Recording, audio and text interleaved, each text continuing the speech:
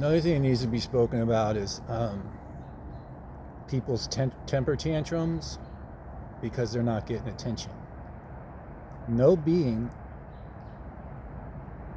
should force other beings to give them attention.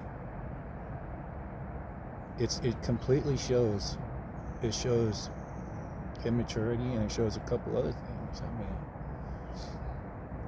boundaries, I know everybody's using this word boundary, but nobody's really explaining what boundaries are. Boundaries are set. A lot of it's attention. A lot of it is an attention thing, and so, like, when two people say, I don't really want to get into this, but I'm getting into it anyways. If you're visiting someone's house and they think they have a right to your attention, but then they'll start to get their feelings hurt, and then this whole emotional mess starts. But no being should live in another being's flow. You shouldn't ask for that. Don't ask for another being. You don't just have somebody here and whenever you want them, all right, come with me to do my stuff. So many people want to get a best bud to come here, and then both of us, let's go do my stuff. I've seen it thousands of times.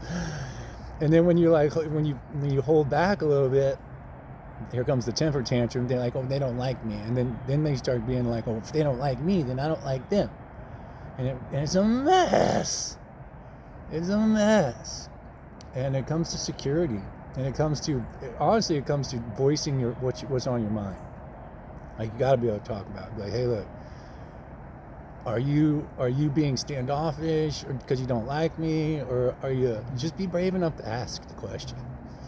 You got to solve it, because otherwise it turns into just an imaginative mess, and it's not good for any party, because you're off wavelengths then, and then both people think the other one's thinking this and they're thinking that, and it just turns into a complete mess.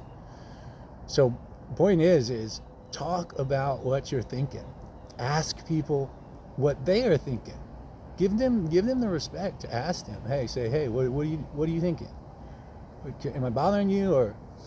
And they'll probably go, no, I like a lot of alone time. And what I like to try, because a lot of people don't like it, but I like to plan. Say, okay, let's have a talk tomorrow at noon. Boom. Or if I'm a morning person, I'm up like 4 or 5 a.m. Then by 9, 10, I'm tuckered out, and I'm done with people. And it doesn't mean I don't like people. I love people, but I ain't letting you take my time, my me time. Because if I don't have my me time, then my whole attitude degenerates, and then I can be like anybody can be a prick. But it's because it's almost like a neuron searching. You can feel the neuron going, where are they at? Why don't they like me? Why? Why are they doing that? Oh, they're doing that. Why don't they do that? And really, this other one just wants to chill. And so that's why planning is not disrespectful. It's saying, hey, these two entities, I'm not going to force you to live in my flow. Like, I'm not going to wake you up when I get up.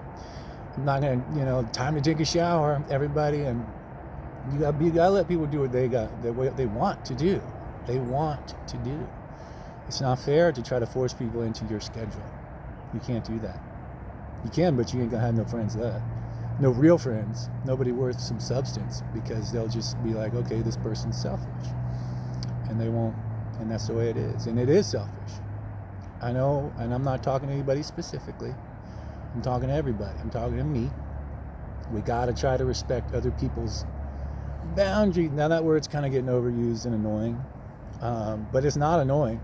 If boundary is annoying, then you might be showing us your problem, and I'm not going to throw around any other trendy words on that, but we have to respect other people's time, and we have to be secure enough to not let our imagination fly off the handle if we're not getting our way. Okay? Much love.